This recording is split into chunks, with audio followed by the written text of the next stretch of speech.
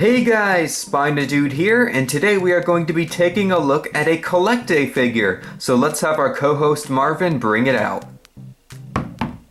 Thank you, Marvin. So today, guys, we are going to be taking a look at this. It is the CollectA Ampelosaurus. Now, I got this guy at A to Z Science and Learning Store almost a year ago, and I've just got around to filming the review, so I cannot wait to take a closer look at this figure. If you are unable to visit A to Z Science and Learning Store in Northampton, Massachusetts, I recommend visiting www.everythingdinosaur.com for great service and fast shipping if you are looking for this and any other CollectA figures. So without further ado, guys, let's dive into the review.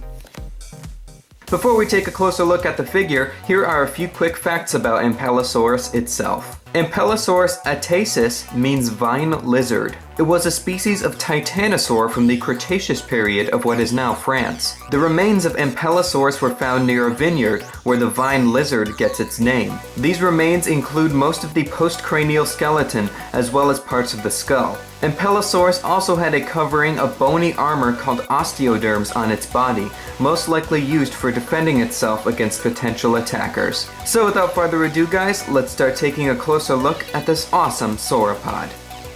So here is the CollectA Ampelosaurus, and like I said in the intro, I got this guy about a year ago at my local science shop in Northampton, Massachusetts, but I just got around to doing the review because I had lots of other content that I've been pushing out since then.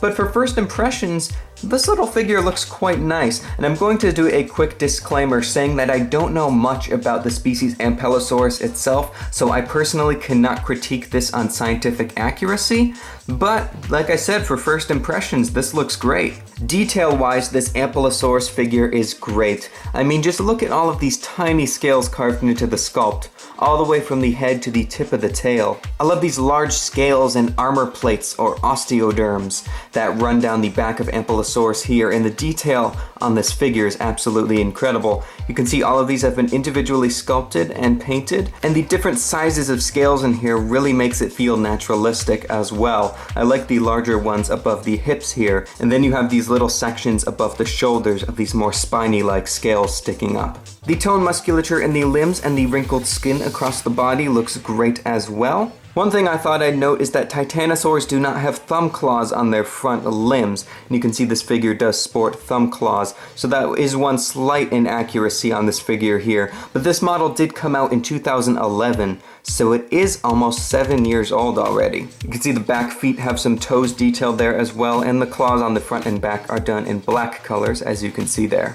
The tail is nice and long and is quite bendy, as well as most of this figure. You can see the limbs here are quite bendy as well as the neck, and you can almost give it a different look. And I'm sure there's ways where you can make it freeze in this pose if you prefer this look better.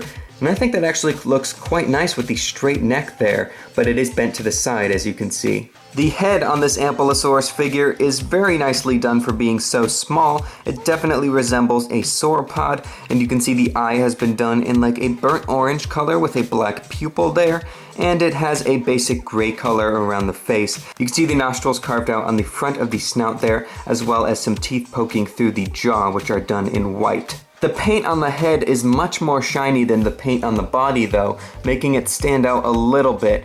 I would have preferred if maybe it was at least a darker gray color to make it blend in with the rest of the body, but it really doesn't matter too much, and it looks alright in my opinion. Now the colors on this figure are very nicely done, very naturalistic and exotic at the same time, which is what I like to see in prehistoric animal figurines. You can see that it has a base color of dark and light gray colors in the face and all the way down the body, and then it has this light pink color highlight on the tail, on the neck, and some spots of light pink on the midsection and on the limbs. There's also some brown painted on the midsection there, and the underbelly has a tannish light pink peach color. Also on the face we have a spot of a reddish rose color on the nose there to make the head stand out, which I think is a nice touch.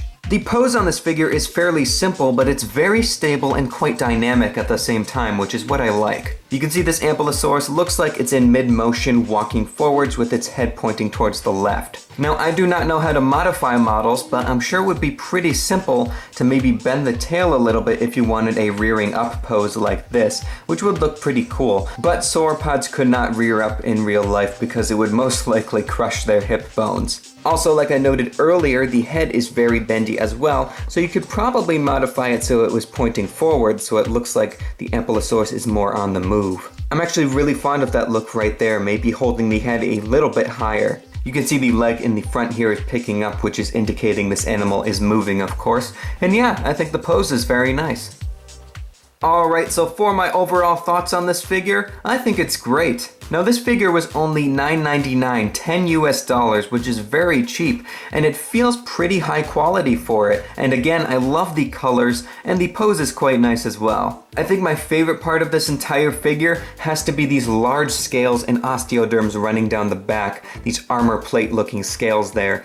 It just really brings this figure to life, and it looks so naturalistic, and it's really nicely done. So yeah, great job CollectA for this figure being from 2011. You've done wonderful work recreating the Ampelosaurus. So you're probably wondering just how big this figure is, so Marvin, bring out the ruler. Thank you, Marvin. Alright, we've got our trusty flexi ruler now, so let's give this Ampelosaurus a measure. So in terms of the length from the tip of the head all the way to the tip of the tail, we're looking at about 8.5 inches, and in terms of the height at the highest point, which is the spiky scale on the back here, we're looking at a little over 2 inches. For comparison, here's the CollectA Ampelosaurus next to the CollectA Diplodocus. If you want to see the review for this figure, link will be down below in the description. Now this Diplodocus is supposed to be rearing up like this, but for the sake of the comparison, because it is so tall, I've just had to set him down like this. I think these two sauropod figures look great next to each other. I love the color schemes on both of them. Up next for comparison, here's the CollectA Ampelosaurus next to the CollectA Swimming Spinosaurus.